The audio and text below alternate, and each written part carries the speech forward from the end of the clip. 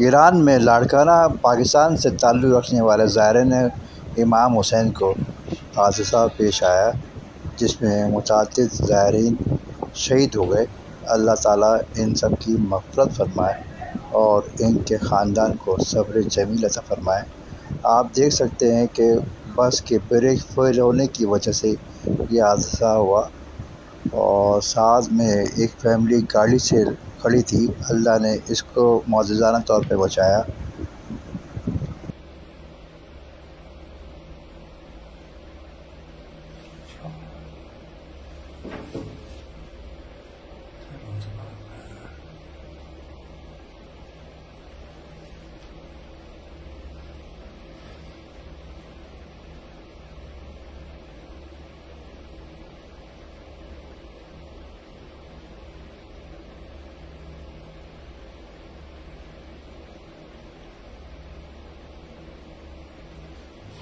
जी।